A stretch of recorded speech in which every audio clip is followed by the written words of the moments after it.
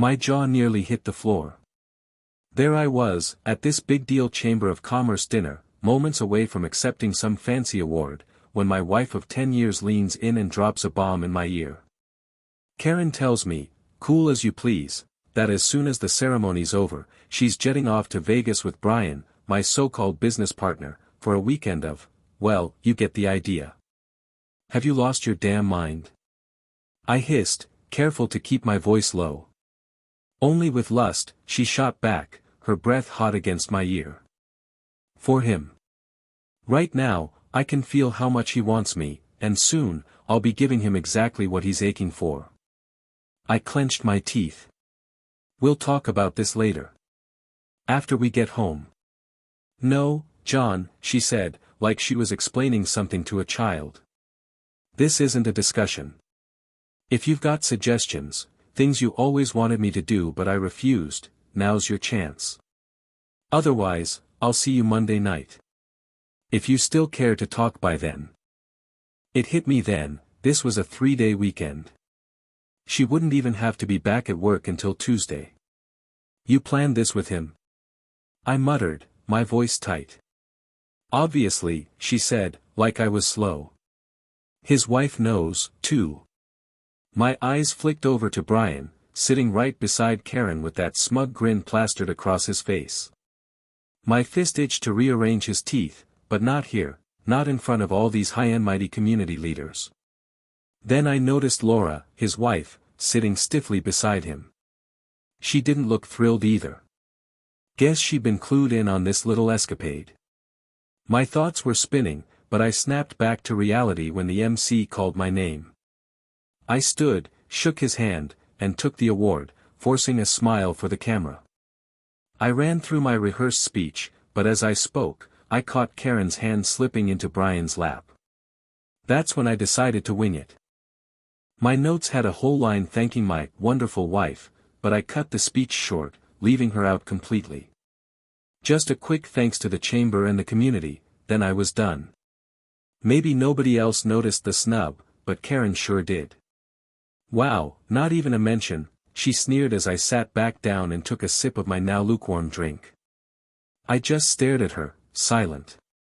Fine. That's how you want to play it, she said. Like I told you, we'll talk Monday. Brian stood to take the podium next, making sure to shoulder check me on his way up. If you go through with this, don't bother coming home, I whispered to Karen as Brian started talking. There won't be anything left for you. To drive the point home, I slid off my wedding ring and pressed it into her hand. She smirked, dropping it into her purse like it was nothing. You know why I'm doing this, she added. It's because of Laura. Don't even try to lie, I've got proof. Pictures. So sit there, keep your mouth shut, and let me have this. We'll talk when I get back. Karen, don't, I said, my voice low and urgent. Nothing happened with Laura. Just dinner. We can talk about it later. Too late, she cut in. Plane tickets are bought, hotels booked. This weekend, Brian gets every inch of me, and there's not a thing you can do to stop it. What if I told you he's HIV positive? I threw out, desperate. She actually laughed. Nice try. You'd say anything to keep me from going. Your choice, I said, cold now. But if you walk out that door, you'll regret it for the rest of your life. Relax, she said, rolling her eyes. Enjoy your weekend. Play golf. When I get back, everything will go back to normal. The sheer gall of her almost made me laugh. No, Karen. It won't. She gave me a look. We'll see. A couple minutes later, Brian came back and plopped down in his seat. Karen didn't waste any time, her hand was right back in his lap like she owned the place. I couldn't even look at her without feeling sick. Finally, the damn event wrapped up, and we all stood to leave. Last chance, Karen, I muttered under my breath. She and Brian just exchanged smirks. We're heading out now, John, he said, all fake sympathy. Might hear from her, might not. Either way, she'll be back Monday. No hard feelings, partner. Don't worry, I'll try not to break her too bad for you. We're done, Brian, I said, keeping my voice steady. As partners. As friends. I don't ever want to see your face again. We'll see about that, he shot back, guiding Karen toward the door with a hand on her lower back. I turned and saw Laura still sitting there, tears streaking her makeup. You need a ride home? I asked. She shook her head. No, I've got an Uber coming. But thanks for asking. She wiped her eyes. Did you even tell them nothing happened between us? That it was just dinner and talking? Tried. They didn't care. Brian's got pictures of us at the restaurant, and Karen's convinced it was the start of an affair. You know how she gets, once she's decided something, logic doesn't stand a chance. Yeah, Laura said bitterly. I know. I'm sorry, John, she added after a pause. You don't deserve this. I just hope that idiot remembered to pack condoms. Doesn't matter, I said flatly. Condom or not, the fact that she's letting him inside her at all is the point. I'm done with both of them. What are you gonna do? She asked. What I have to. What about you? I told Brian if he went through with this, I'd divorce him. And I meant it. Her voice was steel. This isn't his first time cheating, but I swear to God, it's his last. Good, I said. If you need anything, a lawyer, whatever, let me know. I've got contacts. Thanks, John. I appreciate it. With that, she walked off, and after a minute, I headed to my car. The drive home was a blur of memories, 10 years with Karen, all unraveling in one night. We'd gotten married about 5 years after Brian and I started the business. He introduced us after he and Laura had already been married for 3 years. Karen and I dated, fell in love, did the whole wedding thing.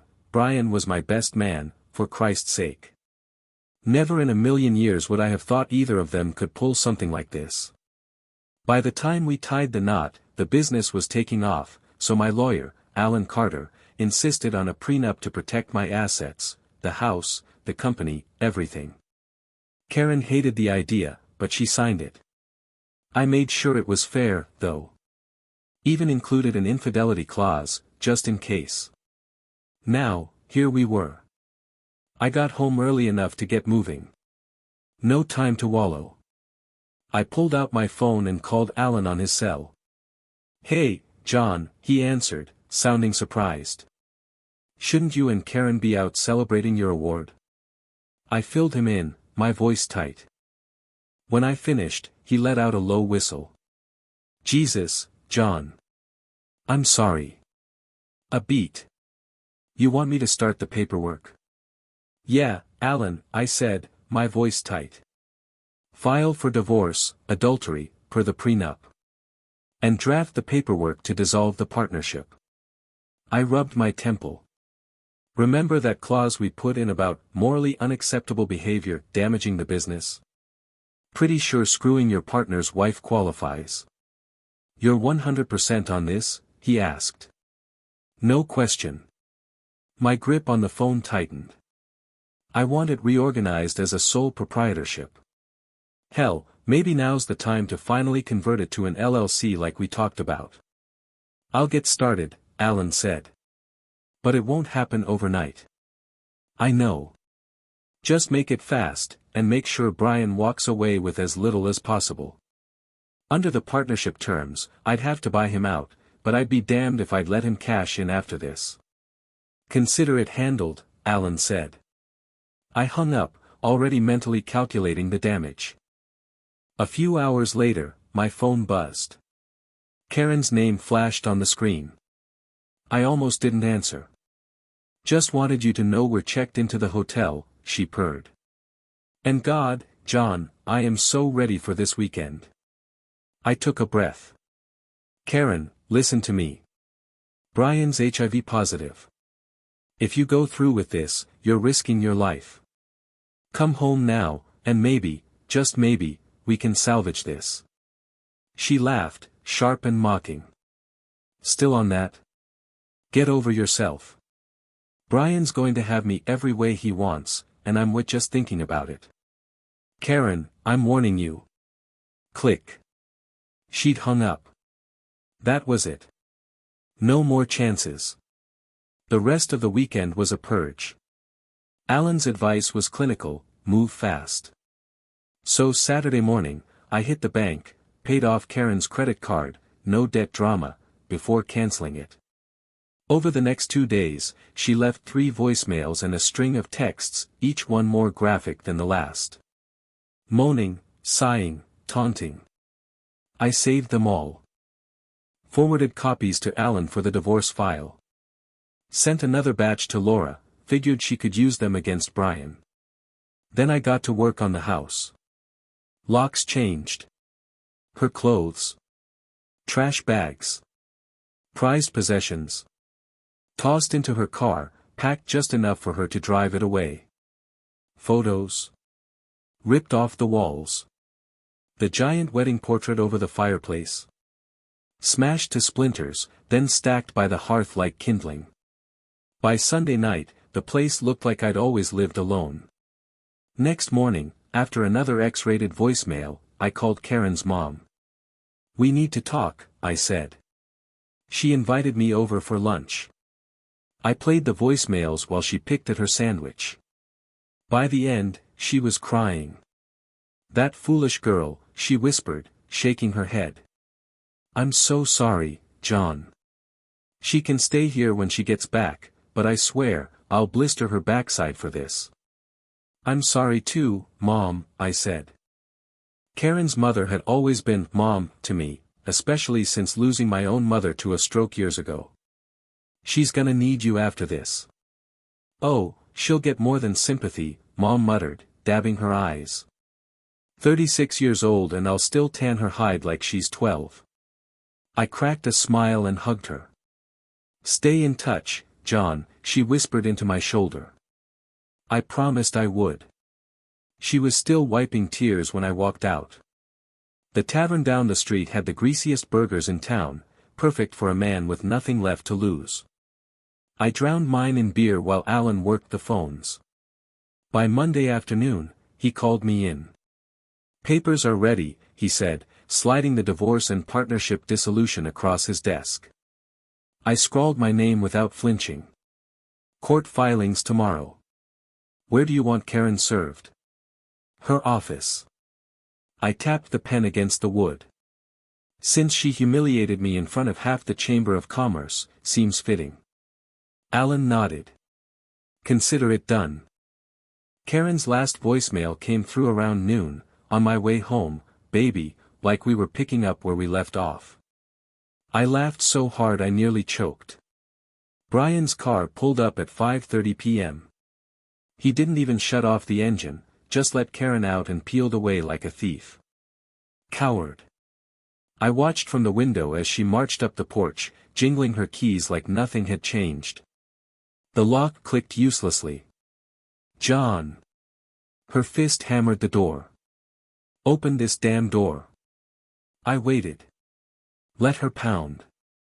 When I finally stepped outside, she tried to brush past me. I blocked her with an arm. "My house," I said. "You lost the key privileges when you spread your legs for Brian." Her eyes flicked to the driveway, her car stuffed with trash bags. "What the hell is this?" "Your things." "As discussed." "We didn't discuss shit." Her voice cracked. "I said we'd talk when I got back." "Funny." I crossed my arms. "Friday night, you said talking was pointless. Remember? Brian's going to have me every way he wants, your words, Karen." Voicemail number 3, if you need a refresher. She flushed. I was angry. "You screwed Laura.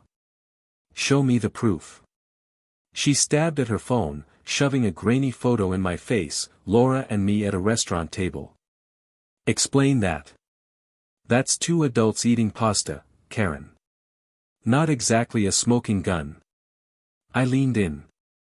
But since we're comparing evidence, did Brian use protection? Of course not, she sneered. You know I hate condoms. So he came inside you. Multiple times. Damn right. She tilted her chin up. Still full of him right now. Was gonna let you clean it out if you apologized properly. Meaning you planned to kill me. Her smirk froze. What? Don't be ridiculous. Remember when Brian got sick after his trip to New York? I kept my voice lethally calm. The flu that lasted 3 weeks. Her pupils dilated. Yeah. He didn't tell you the real diagnosis, did he? I let the silence hang before dropping the hammer. HIV positive, Karen. Since January. I told Brian to get tested after he got sick, I said, watching Karen's face closely. He never shared the results with me, but Laura found out the hard way. He gave it to her. That's what we were discussing at dinner that night. I pulled the folded medical report from my pocket. Laura had given it to me as insurance. Karen's hands shook as she grabbed it. Her face went ghost white when she saw Brian's name next to HIV-1 positive. I warned you Friday night, I said. You laughed in my face. Oh God, her hand flew to her mouth. She barely made it to the lawn before vomiting violently. When she finally looked up, her mascara streaked down her cheeks like war paint. Am I going to die? She whispered. I shrugged. Laura's doctor says it's manageable now. But our marriage?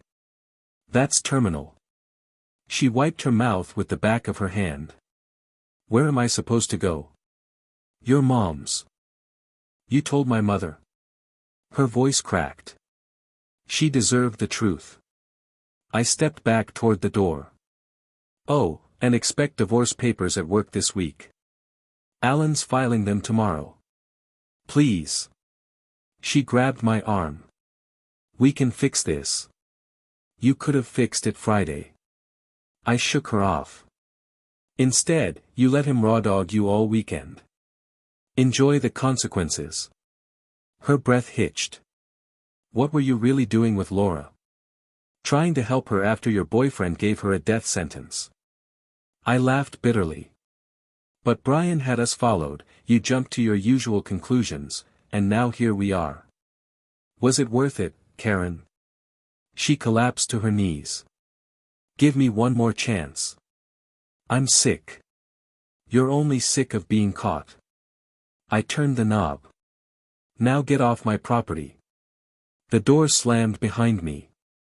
Through the window, I watched her crumple on the lawn like a discarded doll. Eventually, she dragged herself into her junk-filled car and drove away, sobbing. I didn't feel a damn thing. The next morning, office showdown. I arrived at 6:30 a.m. with 2 security guards posted by Brian's office. He swaggered in at 8:15, smirking until he saw the uniforms. What's this? Your exit interview.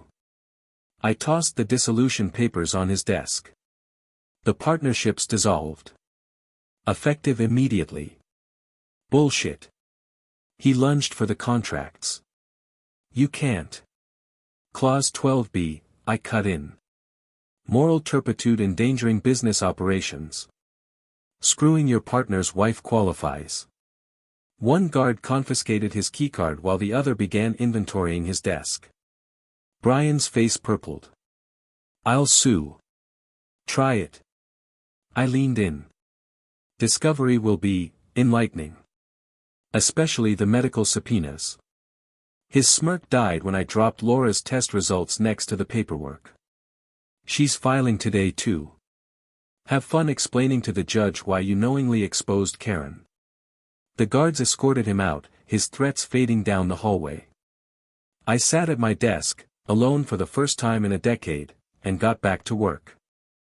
Read it yourself, I said, slamming the highlighted partnership agreement on his desk.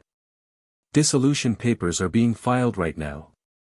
You've got 15 minutes to grab your shit and get out before security drags you. Brian's smirk returned. All this because I banged your wife. Try because you knowingly exposed her to HIV. I leaned across the desk. Which, in case your lawyer hasn't told you, is a felony in this state. His face went slack. What? Laura showed me your test results. My voice dropped to a growl. That's what we were discussing at dinner, how to help you too after you infected her. But instead of gratitude, you set me up. Planned this whole Vegas stunt knowing damn well you'd give Karen a death sentence. He opened his mouth, but I cut him off. I was going to keep you on as a silent partner. Protect your insurance. But after this? I shook my head. Enjoy paying for those meds out of pocket. Brian's face twisted. I'll destroy you. By the time I'm done, every client will think you're fucking the entire staff. I reached into my pocket and clicked off the recorder. His threats played back in crisp digital clarity. Add that to the lawsuit, I said, nodding to the two security guards. Gentlemen. You just witnessed a confession to HIV exposure and defamation. Brian's knuckles whitened on the desk. You bastard. I checked my watch. 8 minutes left. And Brian? I met his glare. Turns out my best friend was just a backstabbing idiot. The guards shadowed him as he emptied his desk, making sure he didn't touch his computer. On his way out, he paused at my door. John. I'm sorry. Get out. Employee meeting, 10:15 a.m. The conference room buzzed as I addressed the staff. Effective today, Brian's no longer with the company. The partnership is dissolved. A junior analyst raised his hand. Why'd he leave? Personal matter. I kept my face neutral. Your jobs are safe. There might be some short-term adjustments, but we'll get through it. 3 weeks later. Karen got served at her office, sparking a gossip wildfire. Her mom called me, she'd seen a doctor, but results would take weeks. No desperate calls, no pleading texts. Just silence. She signed the papers without a fight. Alan said the divorce would finalize in 90 days. Brian? Last I heard, Laura's lawsuit had him scrambling to sell his Porsche. I stood at my office window, watching the sunset. The business was mine now. The house too. Funny how quiet life gets when you cut out the poison. Laura's divorce from Brian went through faster than ours. Last I heard, he was holed up in some weekly rate motel near the highway, until the cops showed up. Turns out our state takes HIV disclosure laws seriously. Karen's testimony, plus my recording, made it an open and shut case. The trial was a media circus. Prosecutors painted Brian as a predator who tried to wipe out his whole inner circle, infect Karen to get to me, while Laura was already collateral damage. The jury took less than 3 hours to convict. Judge gave him the max, 20 years, and from what I hear, he's rotting in solitary. Too much risk of general population making him their new girlfriend. Laura sold their house and moved out of state. Smart woman, Karen called me 3 days before our divorce finalized. Wanted closure. Against my better judgment, I agreed to dinner. We met at some quiet Italian place off the interstate. She looked thinner, her smile uncertain. Hope you're not embarrassed to be seen with me, she said, pushing her wine glass in circles. We're not sharing drinks, I said. Or anything else. She flinched but nodded. Got my test results back. I'm positive. I exhaled through my nose. Figured.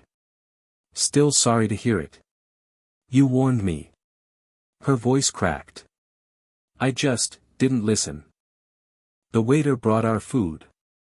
Karen picked at her pasta while explaining her treatment, daily antiretrovirals, telecommuting to keep her job, living with her mom indefinitely. Lawyers suing Brian too, she added. Not that prison wages'll cover much. Check his 401k, I suggested. And Laura got half the house sale. Might be something left. I'll ask her. She hesitated. We still talk sometimes. I put my fork down. Karen, what the hell happened? We were supposed to grow old together. Have kids. Her eyes welled up. When Brian showed me those photos of you and Laura, I just knew you were screwing her. I lost my damn mind. Instead of asking me, I was too angry to listen. She slammed her palm on the table, making silverware jump. And now. Her hand drifted to her stomach. Now I can't even have children. The meds, they said pregnancy would be too risky. The check came. I threw down cash and stood. John, she grabbed my wrist. If I could go back. But you can't. I pulled free. Take care of yourself, Karen. I walked out into the parking lot. The summer air smelled like cut grass and gasoline. Some endings aren't neat. They're just over. Karen's fingers twisted the wedding ring she still wore. Laura tried to warn me too, she admitted, staring at her uneaten tiramisu. I thought she was lying to protect you. And when you told me about Brian's condition that night. Her voice cracked. Christ, John, I practically dared you to stop me. I pushed my plate away.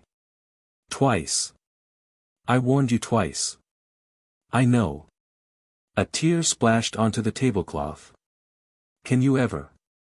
I don't know, I cut in. Right now, civility's the best I can manage. She nodded like she'd expected nothing more. How are you holding up? Business keeps me busy. Doubled my workload since playing solo. I swirled my scotch. Turns out I'm better at spotting snakes in the grass now. Seeing anyone? The ice clinked as I set down my glass. Not interested. Once bitten. Yeah. She wiped her eyes. I still wear the rings. We're technically married until Friday. Her thumb rubbed the gold band like a worry stone. Do you want them back? They'd just go to a pawn shop. Why keep them? To remember what I threw away. Her chin trembled. Keep M. I signaled for the check. Just don't expect me to care. That night, I sat in my empty living room with a bottle of bourbon. The anger had cooled to a dull ache, not just for Karen, but for the decade we'd burned to ash. For 18 months, I lived like a ghost. Work until my eyes blurred. Microwave dinners eaten standing up.